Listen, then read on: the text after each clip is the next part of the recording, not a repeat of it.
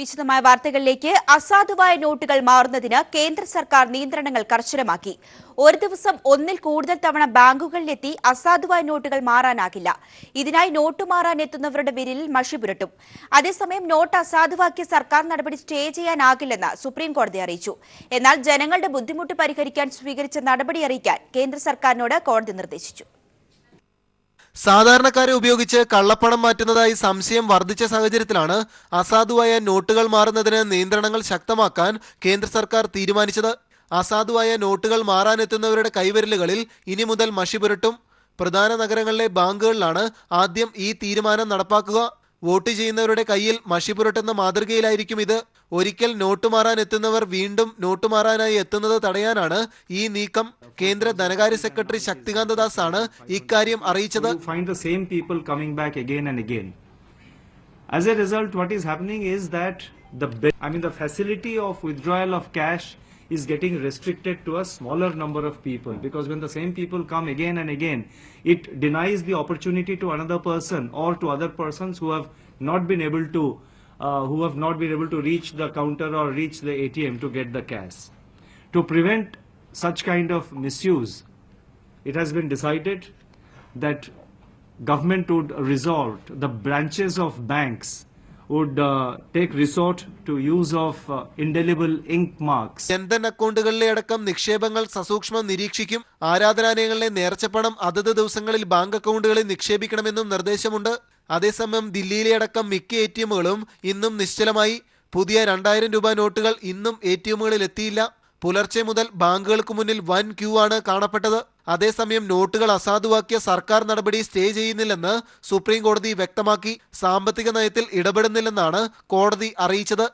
എന്നാൽ ജനങ്ങളുടെ ബുദ്ധിമുട്ട് പരിഹരിക്കാൻ സ്വീകരിച്ച നടപടി സർക്കാർ അറിയിക്കണമെന്നും കോടതി നിർദ്ദേശിച്ചു. ഹർജി നവംബർ 25-ന് കോടതി വീണ്ടും പരിഗണിക്കും. സാധാരണക്കാരെ ഉപയോഗിച്ച് കള്ളപ്പണം വെളുപ്പിക്കുന്നത് തടയാനായാണ് നിയന്ത്രണങ്ങൾ സർക്കാർ കർശനമാക്കിയിരിക്കുന്നത്. എന്നാൽ പുലർച്ചെ മുതൽ ക്യൂ നിൽക്കുന്ന ജനങ്ങളുടെ ദുരന്തമൊഴിയാൻ ഒരു നടപടിയും സർക്കാർ ശുപാർശ ചെയ്യാത്തത് ആശങ്കയുണർത്തുന്നു. ക്യാമറാമാൻ ഗോപി കടവല്ലൂരിനൊപ്പം മനുശങ്കർ, ന്യൂസ് ബ്യൂറോ, ദില്ലി.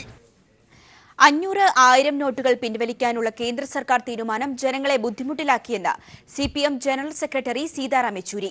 തീരുമാനം ശരിയായ രീതിയിൽ നടപ്പിലാക്കുകയാണ് വേണ്ടതെന്നും അദ്ദേഹം വ്യക്തമാക്കി. നോട്ട് റദ്ദാക്കിയ തീരുമാനം പിൻവലിക്കേണ്ടതില്ല, പക്ഷേ സാധാരണക്കാരെ ദുരിതത്തിലാക്കാതെ പ്രശ്നം പരിഹരിക്കുകയാണ് വേണ്ടത്. അതേസമയം വിഷയത്തിൽ ഒരു വിഭാഗം പ്രതിപക്ഷ പാർട്ടികൾ രാഷ്ട്രപതി പ്രണബ് മുഖർജിയെ നാളെ കാണും. മമതാ ബാനർജി, അരവിന്ദ് കെജ്രിവാൾ എന്നിവരുടെ നേതൃത്വത്തിലാണ് രാഷ്ട്രപതിയെ കാണുന്നത്. പണമെടുക്കാൻ വരുന്നവരുടെ വിരലുകളിൽ മഷി പുരട്ടാനുള്ള നീക്കം കേന്ദ്ര സർക്കാരിന്റെ തലതിരിഞ്ഞ തീരുമാനമാണെന്ന് സംസ്ഥാന ധനമന്ത്രി തോമസ് ഐസക് കുറ്റപ്പെടുത്തി. എല്ലാ ATMകളിലും ആവശ്യത്തിന് പണം നിറയ്ക്കാനാണ് കേന്ദ്ര സർക്കാർ നടപടിയെടുക്കേണ്ടതെന്നും അദ്ദേഹം പറഞ്ഞു. ജനങ്ങളെ പരിഹസിക്കുകയാണ് കേന്ദ്ര സർക്കാരെന്നും തോമസ് ഐസക് ദില്ലിയിൽ പറഞ്ഞു. ബാങ്കുകളിൽ കിട്ടാക്കടമുണ്ടായിട്ടുള്ള ഇവിടുത്തെ വമ്പൻ കോർപ്പറേറ്റുകളെ പിടിച്ചിട്ടുണ്ടോ? ഈ കോർപ്പറേറ്റുകളല്ലേ ഈ മൊറീഷ്യസ് വഴിയും ഒക്കെ പണം കൊണ്ടുവരുന്നത്? അല്ലെങ്കിൽ പാർട്ടിസിപ്പേറ്ററി നോട്ട്, ആരുടെ പണമാണെന്ന് പറയാതെ ഇവിടെ ഷെയർ മാർക്കറ്റിൽ കളിക്കുന്നത്? അവർക്കെതിരെ എന്ത് നടപടി എടുക്കാത്തത്? ഈ വമ്പൻ സ്രാവുകളൊക്കെ വിട്ടിട്ട് നോട്ട് മാറാൻ നിൽക്കുന്ന സാധാരണക്കാരൻ അവൻ രണ്ടാമത് വന്ന് ബാങ്കിൽ നിൽക്കും എന്നും പറഞ്ഞുകൊണ്ട് മഷിയിടാൻ വേണ്ടി നടക്കുക. ഇതൊക്കെ ജനങ്ങളെ പരിഹസിക്കുന്നതിന് തുല്യമാണ്. നോട്ട് പ്രതിസന്ധിയെ തുടർന്ന് റിസർവ് ബാങ്ക് ഓഫ് ഇന്ത്യയുടെ തിരുവനന്തപുരത്തെ മേഖലാ ഓഫീസിന് മുന്നിൽ പ്രതിഷേധ പ്രവാഹം. CPI നടത്തിയ മാർച്ച് സംസ്ഥാന സെക്രട്ടറി കാനം രാജേന്ദ്രൻ ഉദ്ഘാടനം ചെയ്തു. സഹകരണ മേഖലയെ തകർക്കാനുള്ള കേന്ദ്ര നീക്കത്തിന്റെ ഭാഗമായാണ് RBIയുടെ പുതിയ ഉത്തരവെന്ന് കാനം ആരോപിച്ചു. DYFI പ്രവർത്തകർ നടത്തിയ പ്രതിഷേധ മാർച്ച് MV ഗോവിന്ദൻ മാസ്റ്റർ ഉദ്ഘാടനം ചെയ്തു. സഹകരണ മേഖലയെ തകർക്കുന്ന നിലപാട് കേന്ദ്രം അടിയന്തരമായി തിരുത്തണമെന്ന് അദ്ദേഹം ആവശ്യപ്പെട്ടു.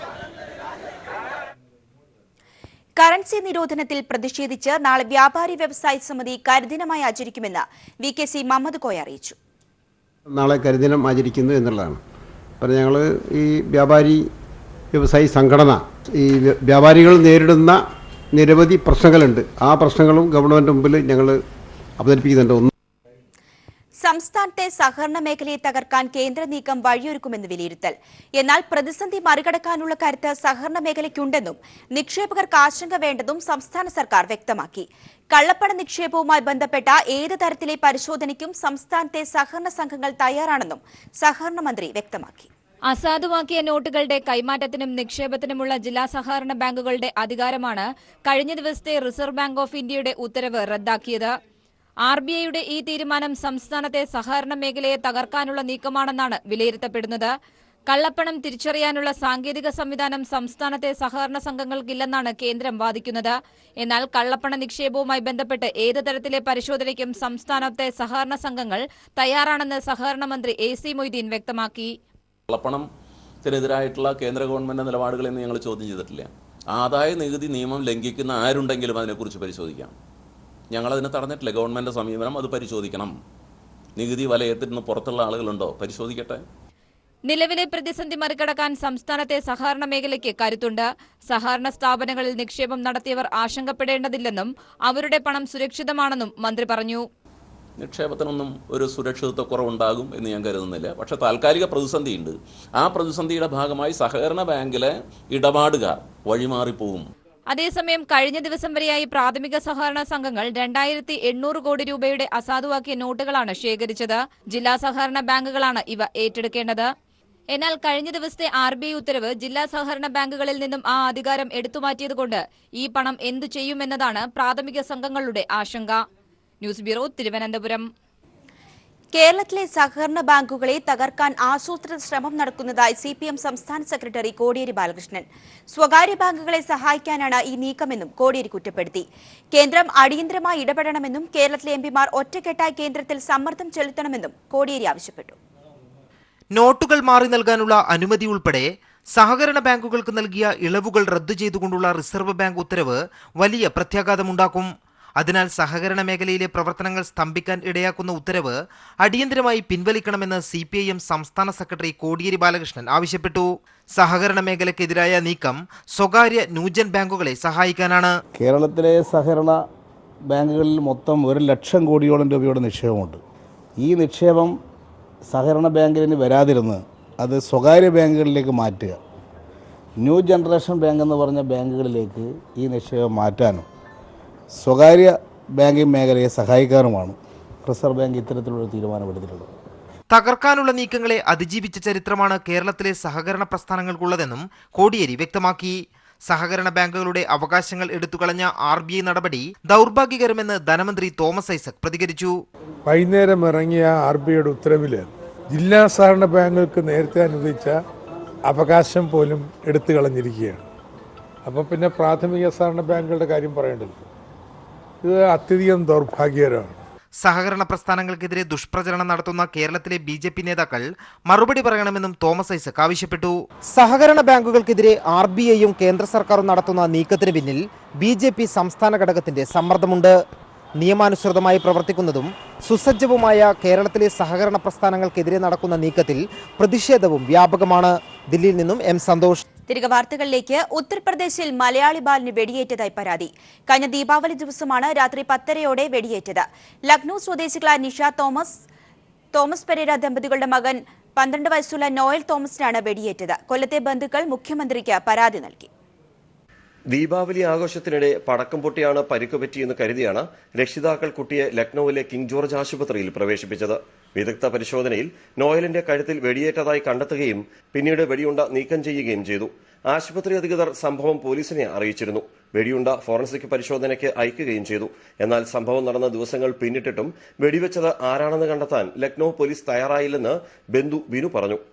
നോയൽ തോമസിന് ലക്നൌവിലെ അലിഗഞ്ചിൽ വെച്ച് വെടിയേൽക്കുകയുണ്ടായി. തുടർന്ന് ലക്നൌ കിങ് ജോർജ് മെഡിക്കൽ യൂണിവേഴ്സിറ്റിയിൽ അത്യാസന്ന നിലയിൽ 15 ദിവസമായി രോഗി തുടരുകയാണ്. നോയലിന്റെ മുത്തശ്ശി കൊല്ലം പേരയം സ്വദേശിനി വിമല എഡ്വേർഡ് മന്ത്രി മേഴ്സിക്കുട്ടിയമ്മ വഴി മുഖ്യമന്ത്രി പിണറായി വിജയന് പരാതി നൽകിയിട്ടുണ്ട്. കേരള DGP ഉത്തർപ്രദേശ് DGPക്ക് പരാതി കൈമാറി. തോമസ് പെരേരയും കുടുംബവും കഴിഞ്ഞ 4 വർഷമായി ലക്നൌവിലാണ് താമസം. രാജ്കുമാർ, ന്യൂസ് ബ്യൂറോ, കൊല്ലം. ഈ വാർത്തയുടെ കൂടുതൽ വിവരങ്ങളുമായി രാജ്കുമാർ ചേരുകയാണ്. രാജ്കുമാർ, നോയൽ തോമസിന് വെടിയേറ്റത് എങ്ങനെയാണെന്നുള്ള കാര്യത്തിൽ ഒരു സ്ഥിരീകരണം ഉണ്ടായിട്ടുണ്ടോ? ഇതില് ഈ വെടി ഉതിർത്തത് ആരാണെന്ന് വ്യക്തമായിട്ടില്ല. എന്നാൽ ഇത് ചില അതായത് ഈ പ്രത്യേകതരം ചില കളിത്തോക്കുകളുണ്ട്. ഇത് എയർ ഗൺ പോലുള്ള ഒരു തോക്കിൽ നിന്നാണ് വെടിയുതിർത്ത് എന്നുള്ളതാണ് ഇപ്പോൾ സംശയിക്കുന്നത്. ഇതിന്റെ ഈ വെടിയുണ്ടയും മറ്റും ഫോറൻസിക് പരിശോധനയ്ക്ക് ഉത്തർപ്രദേശ് പോലീസ്, ലക്നൌ പോലീസ് അയച്ചിട്ടുണ്ട്. ഇതിന്റെ പരിശോധനാ ഫലം ഇതുവരെ ലഭ്യമായിട്ടില്ല. എന്തായാലും ഇത് സംഭവത്തിന് പിന്നിൽ ആരാണെന്ന് ഇതുവരെ വ്യക്തമായിട്ടില്ല. ഇനി അഥവാ ദീപാവലി ദിവസം സാധാരണഗതിയിൽ വടക്കേ ഇന്ത്യയിൽ ഇതുപോലെയുള്ള തോക്കുകൾ ഉപയോഗിച്ചിട്ടുള്ള കളികളും മറ്റും ഉണ്ട് എന്നാണ് നമുക്ക് അവിടെ നിന്നുള്ള വിവരങ്ങൾ ലഭ്യമാകുന്നത്. ഇതിന്റെ അടിസ്ഥാനത്തിൽ പ്രദേശത്തെ കുട്ടികളോ അല്ലെങ്കിൽ ആരെങ്കിലും അങ്ങനെ ചെയ്തത് അബദ്ധത്തിൽ കുട്ടിക്ക് ഏറ്റതാകാമെന്നുള്ള ഒരു നിഗമനവും ഇപ്പോൾ പറയുന്നുണ്ട്. ഇവർക്ക് മറ്റ് ശത്രുക്കളൊന്നും ഇല്ല എന്നുള്ളതാണ് പോലീസിന്റെ പ്രാഥമിക അന്വേഷണത്തിൽ ഇപ്പോൾ കണ്ടെത്തിയിട്ടുള്ളത്. എന്തായാലും ഉത്തർപ്രദേശ് DGPക്ക് കേരള DGP മുഖ്യമന്ത്രിയിൽ നിന്നുള്ള നിർദ്ദേശത്തിന്റെ അടിസ്ഥാനത്തിൽ പരാതി കൈമാറിയിട്ടുണ്ട്. ഉത്തർപ്രദേശ് ലക്നൌ പോലീസ് ഇത് ഊർജിത അന്വേഷണം ആരംഭിച്ചിട്ടുണ്ട്. രാജ്കുമാറാണ് വിവരങ്ങൾ നൽകിയത്. നോട്ട് പിൻവലിച്ച കേന്ദ്ര സർക്കാർ നടപടിയെ പിന്തുണച്ച് വിജിലൻസ് ഡയറക്ടർ ജേക്കബ് തോമസ്. കള്ളപ്പണം തടയാനുള്ള നടപടി സ്വാഗതാർഹമാണെന്ന് ജേക്കബ് തോമസ് കോഴിക്കോട് പറഞ്ഞു. കള്ളനോട്ടുകൾ കുറേ പണ്ട് നമ്മുടെ നാട്ടിൽ പ്രചരിക്കുന്നുണ്ട് എന്നുള്ള ഒരു പരാതികളും ആക്ഷേപങ്ങളൊക്കെ ഉണ്ടല്ലോ. അപ്പോൾ തീർച്ചയായിട്ടും കുറേ ഹൈ ഡിനോമിനേഷൻ നോട്ടുകൾ പിൻവലിക്കുമ്പോൾ ആ നോട്ടുകൾ കള്ളനോട്ടുകളുണ്ടെങ്കിൽ തീർച്ചയായിട്ടും അത് കള്ളനോട്ടിന് എതിരെയുള്ള ഒരു നടപടി തന്നെയാണ്. അതിന് ഫലവത്തായിരിക്കും. സാമൂഹ്യ സാംസ്കാരിക സാഹിത്യ മേഖലയിൽ സമഗ്ര സംഭാവന അർപ്പിച്ച മഹത് വ്യക്തികൾക്കുള്ള പ്രഥമ ദേശാഭിമാനി പുരസ്കാരം പ്രഖ്യാപിച്ചു. MD വാസുദേവൻ നായരാണ് പ്രഥമ ദേശാഭിമാനി പുരസ്കാരത്തിന് അർഹനായത്. 2 ലക്ഷം രൂപയും പ്രശസ്തി പത്രവും അടങ്ങുന്നതാണ് പുരസ്കാരം. കേരളത്തിന്റെ യശസ്സ് ഉയർത്തിയ സാഹിത്യ സാംസ്കാരിക സംഭാവനകൾ കണക്കിലെടുത്താണ് MDയെ പുരസ്കാരത്തിനായി തെരഞ്ഞെടുത്തത്. Deshabhimani chief editor MV Govindan master വാർത്താ സമ്മേളനത്തിലാണ് ഇക്കാര്യം അറിയിച്ചത്. തിരുവനന്തപുരം പ്രസ് ക്ലബ്ബിൽ നടന്ന വാർത്താ സമ്മേളനത്തിൽ Deshabhimani general manager KJ Thomas, resident editor Manoj, press academy chairman RS Babu എന്നിവർ സംബന്ധിച്ചു. ദേശാഭിമാനിയുടെ പ്രഥമ പുരസ്കാരം MDക്ക് നൽകുന്നതിനോടൊപ്പം 2017 ഫെബ്രുവരിയിൽ കോഴിക്കോട് വിപുലമായ MD സാഹിത്യോത്സവം സംഘടിപ്പിക്കുമെന്നും പ്രതിനിധികൾ അറിയിച്ചു. അഡീഷണൽ ചീഫ് സെക്രട്ടറി KM എബ്രാഹിമിനെതിരെ വീണ്ടും വിജിലൻസ്. KM എബ്രാഹിമിനെതിരെ ത്വരിതാന്വേഷണത്തിന് ജേക്കബ് തോമസ് ഉത്തരവിട്ടു. ഉന്നത വിദ്യാഭ്യാസ സെക്രട്ടറി, വൈസ് ചാൻസലർ എന്നീ പദവികൾ ദുരുപയോഗം ചെയ്തെന്ന പരാതിയിലാണ് അന്വേഷണം. ധനകാര്യ വകുപ്പ് സെക്രട്ടറിയും അഡീഷണൽ ചീഫ് സെക്രട്ടറിയുമായ KM എബ്രഹാമിനെതിരെ വീണ്ടും ത്വരിതാന്വേഷണ പരിശോധനയ്ക്കാണ് വിജിലൻസ് ഡയറക്ടർ ജേക്കബ് തോമസ് ഉത്തരവിട്ടിരിക്കുന്നത്. KM എബ്രഹാം ഉന്നത വിദ്യാഭ്യാസ സെക്രട്ടറി പദവിയും വൈസ് ചാൻസലർ പദവിയും ദുരുപയോഗം ചെയ്തുവെന്നും അതിലൂടെ സർക്കാരിന് 20 കോടിയിലധികം രൂപയുടെ നഷ്ടമുണ്ടാക്കിയെന്നുമുള്ള പരാതിയിലാണ് അന്വേഷണം. തിരുവനന്തപുരം യൂണിവേഴ്സിറ്റി കോളേജ് മുൻ പ്രിൻസിപ്പൽ ശരത്ചന്ദ്രനാണ് പരാതിക്കാരൻ. KM എബ്രഹാം ഉന്നത വിദ്യാഭ്യാസ സെക്രട്ടറി പദവി ദുരുപയോഗം ചെയ്ത് ലൈബ്രറിയന്മാർക്ക് ചട്ടം മറികടന്ന് UGC പദവി നൽകിയെന്നും പ്രിൻസിപ്പൽ അധ്യാപകരുടെ നിയമനങ്ങളിൽ മാനദണ്ഡങ്ങൾ അട്ടിമറിച്ചെന്നും പരാതിയിൽ പറയുന്നു. മുൻ വിദ്യാഭ്യാസ വകുപ്പ് മന്ത്രിക്ക് വേണ്ടി MPhil ഇസ്ലാമിക് ഹിസ്റ്ററി കോഴ്സ് അനുവദിച്ചു.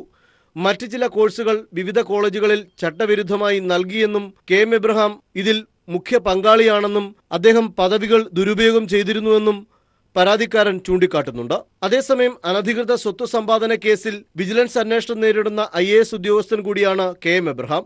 ഇതിനു പിന്നാലെയാണ് ഇപ്പോൾ KM എബ്രഹാമിനെതിരെ മറ്റൊരു വിജിലൻസ് അന്വേഷണവും വന്നിരിക്കുന്നത്. എന്നാൽ അനധികൃത സ്വത്ത് സമ്പാദന കേസിൽ KM എബ്രഹാമിനെതിരെ തെളിവെടുപ്പും പരിശോധനകളും പുരോഗമിക്കുകയാണെന്നും അതിനുശേഷമേ റിപ്പോർട്ട് സമർപ്പിക്കാനാവൂ എന്നും വിജിലൻസ് കോടതിയെ അറിയിച്ചിട്ടുണ്ട്.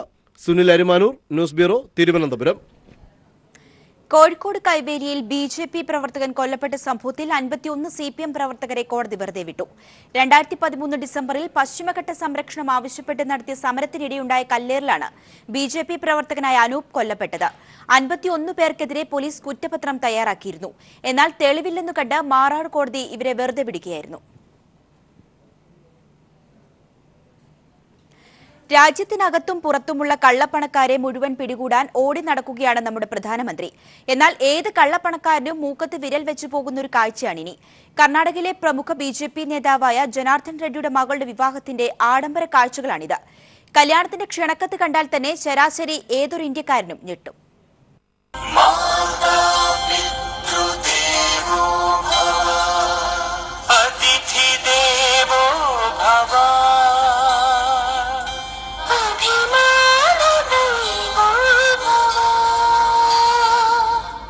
ഒരു ചെറിയ ബോക്സ്, അതിനുള്ളിൽ ഒരു ക്ഷണക്കത്ത്. ബോക്സ് തുറക്കുമ്പോൾ കത്തിലെ LED സ്ക്രീൻ പ്രവർത്തിച്ചു തുടങ്ങും. പിന്നെ ഒരു ബോളിവുഡ് ചിത്രത്തിലെ ഗാനരംഗം പോലെയുള്ള ദൃശ്യങ്ങളും പാട്ടും. റെഡിയും കുടുംബാംഗങ്ങളും ഓരോരുത്തരായി സ്ക്രീനിൽ വരും. എല്ലാവരും പാട്ടുപാടിക്കൊണ്ടാണ് അതിഥികളെ വിവാഹ ചടങ്ങുകളിലേക്ക് സ്വാഗതം ചെയ്യുന്നത്.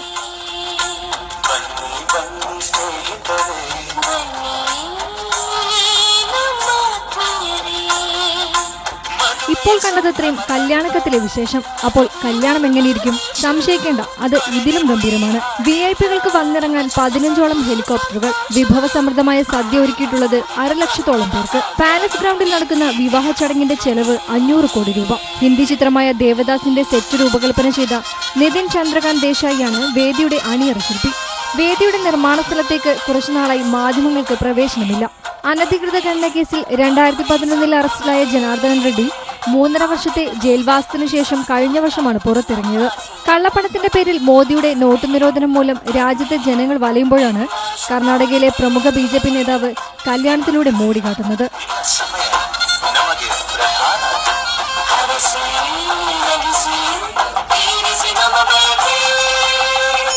News desk.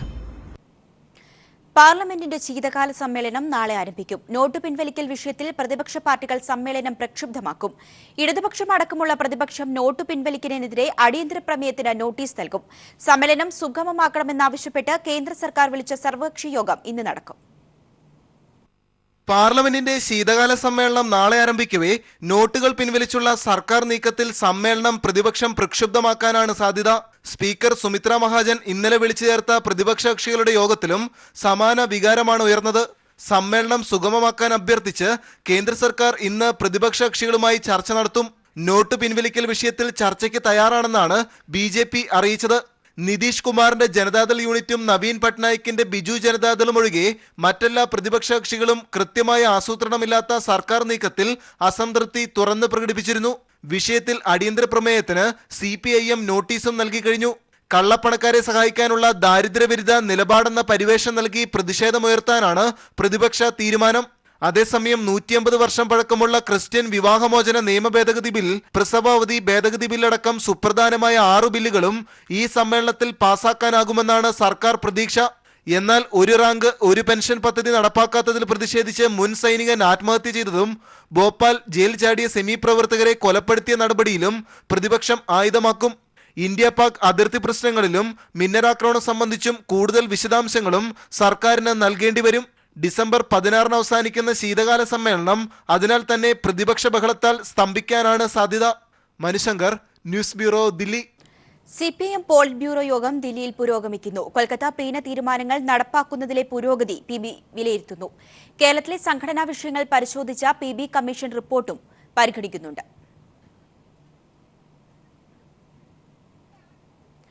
മണ്ഡല മകരവിളക്ക് മഹോത്സവത്തിനായി ശബരിമല നട തുറന്നു. നിയുക്ത മേൽശാന്തിമാർക്കായി ചുമതല കൈമാറി നിലവിലെ മേൽശാന്തിമാർ മലയിറങ്ങും. മുൻ വർഷങ്ങളിൽ നിന്നും വ്യത്യസ്തമാക്കി സർക്കാരിന്റെ പൂർണ്ണ സഹകരണത്തോടെ സുഖകരമായ ശബരീശ ദർശനത്തിനായി അയ്യപ്പന്മാർക്ക് ആവശ്യമായ എല്ലാ സൗകര്യങ്ങളും ഒരുക്കിയതായി ദേവസ്വം അധികൃതരും അറിയിച്ചു. വിവരങ്ങളുമായി ബിജേഷ് ചേരുകയാണ്. ബിജേഷ്, എപ്പോഴാണ് നട തുറന്നത്? കൂടുതൽ വിവരങ്ങൾ കൂടി. ഗ്രീഷ്മ, 5 മണിയോടുകൂടിയാണ് മണ്ഡല മകരവിളക്ക് മഹോത്സവങ്ങൾക്കായി ശബരിമല നട തുറന്നത്. നിലവിലുള്ള മേൽശാന്തി നട തുറന്ന് നെയ്വിളക്ക് തെളിയിച്ചതോടുകൂടിയാണ് മണ്ഡല മകരവിളക്ക് മഹോത്സവങ്ങൾക്ക് തുടക്കമാവുകയും ചെയ്തത്. അതിനുശേഷം പടിയിറങ്ങി 18 പടികൾക്ക് താഴെ നിൽക്കുന്ന നിയുക്ത മേൽശാന്തിമാരെ, മാളികപ്പുറം മേൽശാന്തിയും ശബരിമല സന്നിധാന മേൽശാന്തിയെയും സ്വീകരിച്ച് പടി കയറ്റി മുകളിലേക്ക് കൊണ്ടുവന്നു. അതിനുശേഷം ഇന്ന് ആണ് ഇപ്പോൾ നിലവിലുള്ള മേൽശാന്തിമാരെ പടിയിറങ്ങുക. വൈകിട്ട് രാത്രി ഹരിവരാസനം ചൊല്ലി നടയടക്കുന്നതോടുകൂടി നിലവിലുള്ള മേൽശാന്തിമാർ പടിയിറങ്ങുകയും നിയുക്ത മേൽശാന്തിമാർക്ക് പൂർണ്ണ ചുമതല നൽകുകയും ചെയ്യും. മറ്റ് ചടങ്ങുകളൊന്നും തന്നെ ഇന്ന് കാര്യമായിട്ടില്ല. വൃശ്ചികം 1 നിലവിലുള്ള മേൽശാന്തിമാർ പടിയിറങ്ങിയതിനു ശേഷം നിയുക്ത മേൽശാന്തിമാരായിരിക്കും മാളികപ്പുറത്തും അതോടൊപ്പം തന്നെ സന്നിധാനത്തും തിരിതെളിയിച്ച് മണ്ഡല ആഘോഷങ്ങൾക്ക് തുടക്കമാക്കുക. വിജേഷ് നടുവിലാണ് വിവരങ്ങൾ നൽകിയത്. ദില്ലി മലയാളികൾക്ക് കാഴ്ചയുടെ വിരുന്നൊരുക്കി സർഗോത്സവം. മലയാളികളുടെ കലാ സാംസ്കാരിക സംഘടനയായ ജനസംസ്കൃതിയാണ് 2 ദിവസം നീണ്ടുനിന്ന കാഴ്ചയുടെ വിരുന്ന് സമ്മാനിച്ചത്. 2000-ലധികം പ്രതിഭകളാണ് വിവിധ ഇനങ്ങളിൽ മാറ്റുരച്ചത്.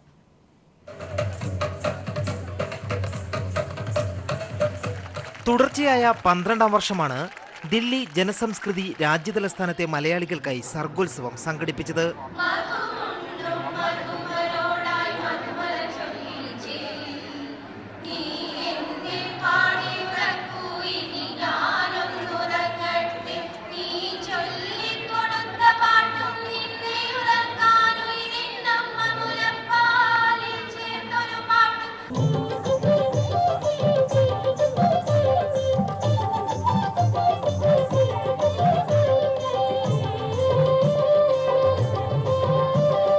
സമകാലിക വിഷയങ്ങളോട് സംവദിക്കുന്ന വിഷയങ്ങളുമായി മുതിർന്നവരും കുട്ടികളും വിവിധ ഇനങ്ങളിലായി വേദിയിൽ വിസ്മയം തീർത്തു.